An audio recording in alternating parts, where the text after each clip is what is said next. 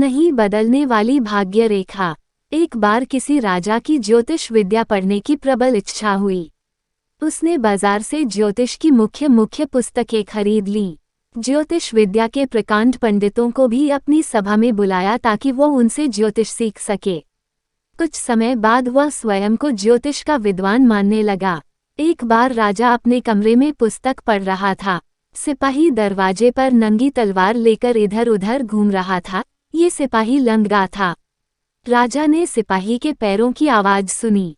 राजा ने मन में विचार किया, क्यों न इस बेचारे का हाथ देख लूं।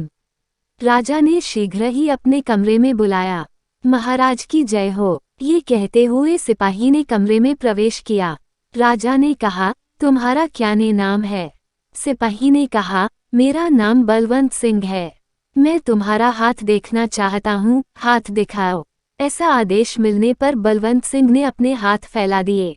राजा ने अच्छी तरह उसका हाथ देखकर मन में विचार किया, ये कभी धनवान नहीं हो सकता, इसके हाथ में धन की रेखा नहीं है। मैं इसको धनवान क्यों न बना दूं? राजा चाहे तो निर्धन के भाग्य को भी बदल सकता है। ऐसा सोचकर उसने बलवंत सिंह के हाथ में एक पत्र देकर कहा, इस पत्र को रामपुरा महाराज के पास पहुंचाओ।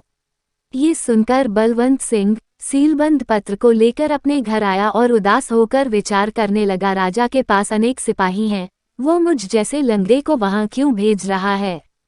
वहां उसके बचपन का मित्र रामू भी बैठा था। उसने कहा, तुम उदास क्यों हो? बलवंत सिंह ने संपूर्ण बात उसे सुनाई।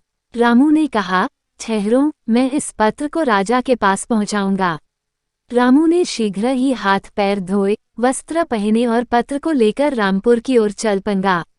पत्र पढ़कर राजा ने सिर से पैर तक नौकर को देखा तथा आदरपूर्वक प्रेम से पकवान खिलाए। मन में शंकित होकर रामू ने बड़ी मुश्किल से राजा से पूछा, इस पत्र में क्या लिखा हुआ है जिससे आप मेरा सत्कार कर रहे हैं? राजा ने कहा, आप स्वयं पत्र को पढ़िए। रामू ने पत्र पढ़ा। पत्र में लिखा था, अपनी कन्या से इसका विवाह कर देना, मैं इसे अपने राज्य का चैथ हिस्सा दूंगा।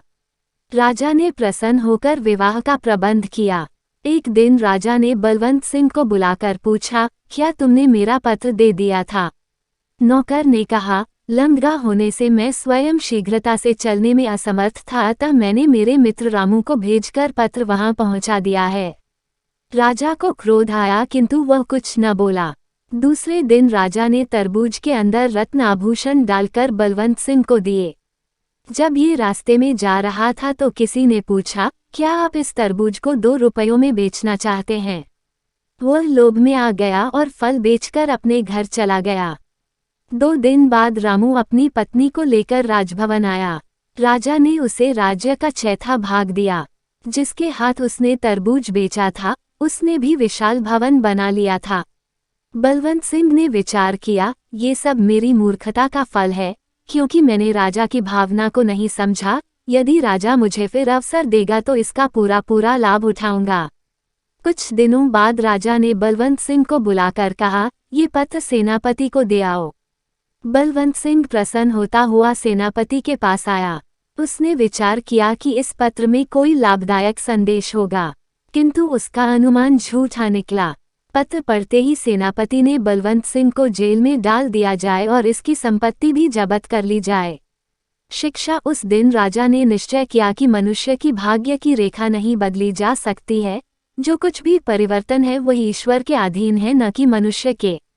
अगर आपको ये वीडियो पसंद आया तो प्लीज़ इस वीडियो को लाइक, सब्सक्राइब और शेयर करें।